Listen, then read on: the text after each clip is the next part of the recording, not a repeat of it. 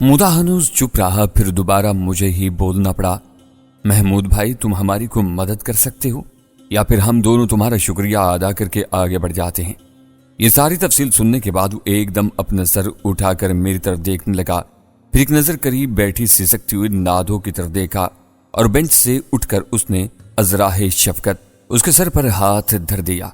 इसके बाद नहाय शफकत से बोला, बहना मुझे मुआफ कर देना। मैं भोले की मौत का सुनकर जज्बाती हो गया था। इसमें वाकई तेरा कोई कसूर नहीं, लेकिन देखा जाए तो बात किसी के भी कसूर की नहीं है। ये बस तकदीर ही होती है, जो लिखा हो वही भुगतना पड़ता है। फिर वो दोबारा अपनी जगह पर बैठा और मुझसे मुखातिब हुआ। मैंने इस दौरान उसे अपना और नादो का नाम भी बता दिया था। देखो भाई सोहराब अली खान, ये चौधरियों के साथ झगड़े बड़े खतरनाक होते हैं। इनका तो काम ही लड़ना झगड़ना और खून खराबा होता है। खुला पैसा होता है इनके पास, जागीरदारी है। इनके लिए कानून भी इनका मनपसंद ही होता है। मैं हूं एक शरीफ आदमी और बाल बच्चेदार। भोला तो बेचारा इस जहान से उठ गया। हम उसके लिए अफसोस और दुआएं मगफिरत ही कर सकते हैं। फिर एक लहजे के लिए मुतवक्किफ होकर दोबारा बोला, तो मेरी बात समझ रहे हो ना? मैं उसकी बात ही नहीं बल्कि इशारा भी अच्छी तरह समझ चुका था। बोला, हाँ महमूद भाई, समझ रहा हूं तुम क्या कहना चाह रहे हो। हम भी तुम्हें ख्वामख्वाह किसी मुसीबत में नहीं डालना चाहते। मैं तो वैसे इस लड़की को किसी ठिकाने पर लगाना चाहता था और अपना भी कुछ सोच रहा था। कहते हुए मैंने एक नजर नादो पर भी डाली थी। उसने अब रोना बंद कर दिया था और गौर से हमारी बातें सुन रही थी। मैंने दोबारा कहा, क्या तुम हमारे लिए इतना कर सकते हो? किसी बस्ती में हमारे लिए किसी आर्जी ठिकाने का बंदोबस्त कर दो। महफूज पनागा मिलने के बाद ही हम अपना अगला कोई अच्छा सा बंदोबस्त कर सकते हैं। वो मेरी बात सुनकर हैरान हुआ। बोला, क्या ऐसे खतरनाक हालात में भी तुम दोनों यहाँ इस बस्ती में रहना चाहते हो? क्या तुम नहीं जानते कि जी ब्रादरान या इनके हवारी यहाँ भी तुम्हें ढूंढते हुए आ सकते हैं? जानता हूं, मैंने कहा, लेकिन सिर्फ 1-2 दिन की बात है, क्योंकि मेरी बहन और अजीजा को मैं तलाशना चाहता हूं। वो इधर ही कहीं गुम हुई है। अभी मैंने इतना ही कहा था कि अचानक बाहर किसी गाड़ी की आवाज उभरी। हम तीनों चौंक पड़े। श्श! बाहर किसी गाड़ी की आवाज सुनते ही मूदे ने एकदम अपने होंठों पर उंगली रखकर हमें चुप हो जाने का इशारा दिया और सरगोशी में बोला, तुम दोनों उधर कोने में दुबक जाओ, बोरियों के पीछे, मैं देख कर आता हूं। नादुर मैंने उसकी हदायत पर अमल करने में जरा देर नहीं लगाई और लपक कर मजकूरा सिम्मत जा दुबके। मुझे ये किसी कदर भारी साइलेंसर वाली बाइक की आवाज लगी थी। मुदा दुकान से बाहर निकल गया। ओए, यहाँ एक ट्रक आया था। दफतन मेरी समाज से दुरुस्त आवाज टकराई। राकेट ट्रक था। जी जरूर आया था, मेरी दुकान का माल लेकर आया था जनाब। मुदा जवाब में उससे कह रहा था। मेरे खुदा, ये तो उस मुर्दार गगल की आवाज लगती है। दुकान के अंदर बोरियों के पीछे मेरे साथ दुबकी बैठी नादो ने नोवार्द की आवाज पहचानते ही मेरे कान में कपकपाती सरगोशी कर डाली। वो मुझे इसके बारे में पहले ही बता चुकी थी। जो शाला जी के छोटे भाई दाराब जी का बड़ा ही खास मगर बेहद दरिंदा सिफ्त और जंगजू किस्म का गुमाश्ता था। अब यह अंदाजा नहीं हो पाया था कि गगल अकेला बाइक पर आया था या अपने किसी साथी के साथ। खैर है, मैंने होले से कहा, जरा सुनने दो। मैं दरअसल सूरतहाल की खतरनाकी को भांपने की कोशिश करते हुए यहाँ सफरार के मंसूबे पर भी गौर करने लगा था। बाहर रात के गहरे सन्नाटे के सबब इनकी आवाज हम तक साफ पहुंच रही थी। ओए माल के डांडे, इस ट्रक वाले को तो तू जानता ही होगा। नाम क्या था उसका और कहाँ जा रहा था वो? वही करख्त और संगीन आवाज उभरी। वो यकीनन इसी राकेट ट्रक के बारे में पूछ रहा था जिसमें नादो और मैं सवार होकर यहाँ तक पहुंचे थे। वो जी उसका नाम जाबर था। खानपुर बाकी माल लेकर जा रहा था। अब तो काफी आगे निकल चुका होगा। वैसे खैरियत तो है ना जनाब? मुदा उससे कह रहा था। उसका लहजा खाइफ सा जरूर था, तहम वो पूरे एतमाद से बात कर रहा था। मैं जानता था कि वो झूठ बोल रहा था। हमें बचाने के लिए चौधरी जी बरादरान के खूनी गुमाश्तों से खतरा मोल ले रहा था। ये उसके अंदाजे तखातुब से साफ जाहिर था कि वो गग्गल से भी अच्छी तरह वाकिफ है। लम्हा भर की खामोशी के बाद एक और मर्दाना दुरुस्त आवाज उभरी। ये बता, वो अकेला यहाँ आया था या उसके साथ कोई मर्द औरत भी थे? ये यकीनन गग्गल का साथी था जिसने मूदे से ये सवाल किया था। नहीं, वो अकेला ही था। हम दोनों ने कुछ बोरियां उतारी थी, फिर वो चला गया। मूदे ने फिर दरोग गोई से काम लिया, फिर शायद कुछ सोचा और जल्दी से आगे बोला। हो सकता है जी कोई अंदर छुपा बैठा हो। मैंने तो बाहर से खाद की बोरियां उतरवा कर उसे चलता कर दिया था। अच्छा, गग्गल ने अच्छा को कुछ इस अंदाज में कहा था जैसे मूदे की चोरी पकड़ ली हो। झूठ मत बोल, तुझे वक्त और मौका दे रहा हूं। हमें पता है इस ट्रक ड्राइवर ने उधर दरगाह चौक के होटल से मर्द औरत अपने ट्रक में बिठाए थे। मैं सच कह रहा हूं जनाब, मूदा बोला। मैंने तो उसे अकेला ही देखा था। ठीक है, अभी पता चल जाता है। गग्गल के साथी की आवाज उभरी। उसे तो हम आगे जाकर पकड़ते ही हैं। तू एक बात कान खोल कर सुन ले, वो दोनों मर्द औरत चौधरी साहब के खतरनाक दुश्मन हैं। अगर तेरी कोई भी बात जरा भी झूठ निकली तो तू हमें अच्छी तरह जानता ही है। लो जी, भला मैं आप लोगों से क्यों झूठ बोलने लगा? मूदा भला टलते हुए महसूस करके जल्दी से बोला। ठीक है, अब जरा अपनी दुकान और फिर मकान की तलाशी दे। हम पूरी तसल्ली के बाद ही यहां से जाएंगे।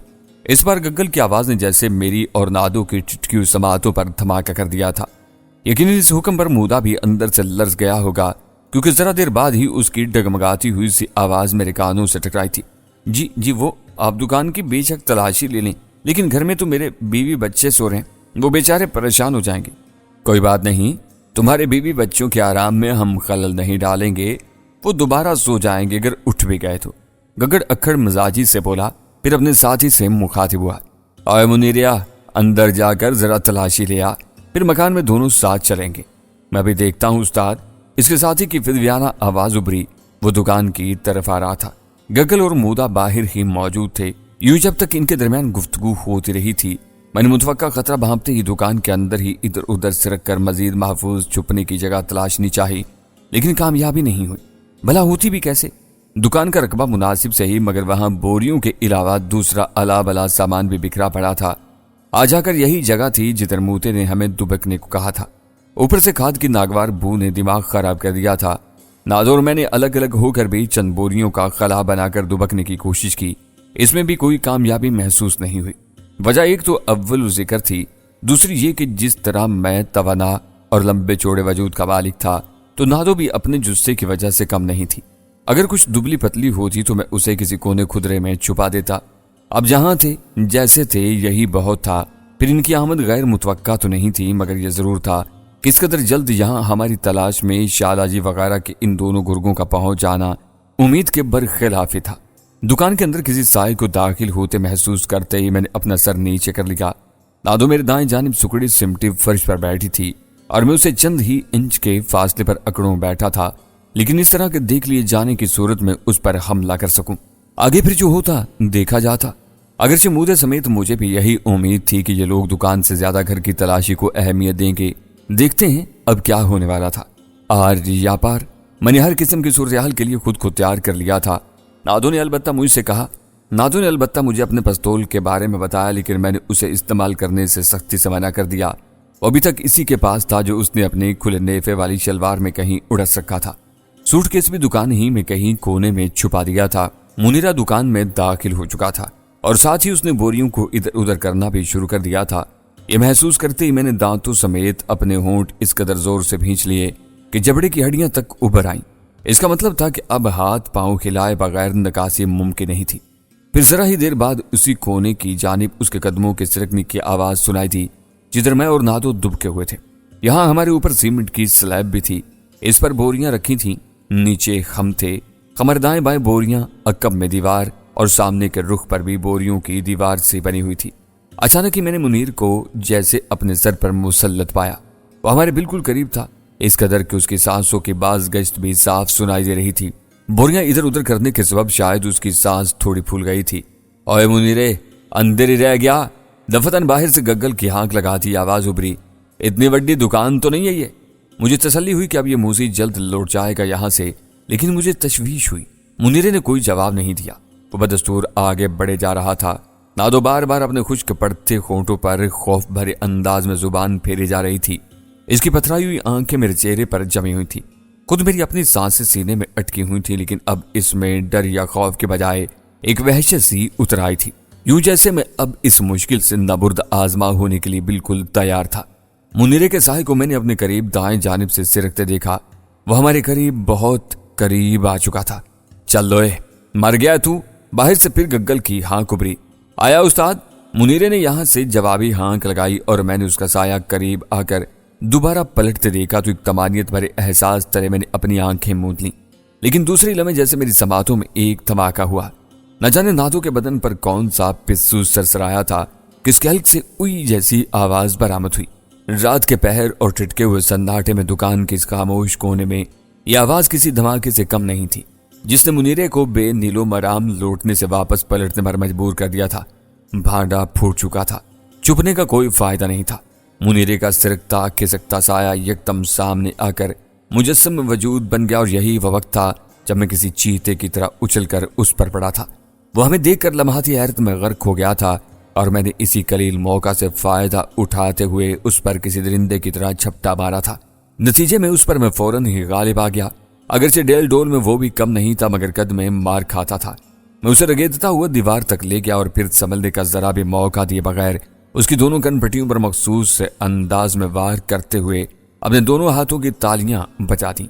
वो वहीं कटे हुए शहतीर की तरह गिर पड़ा। मैं दरवाजे की तरफ लपका।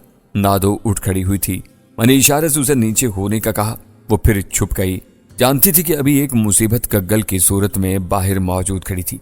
इधर गग्गल मुनीरे को आवाजें देता रहा। इसके बाद बकता झकता इधर ही आने लगा।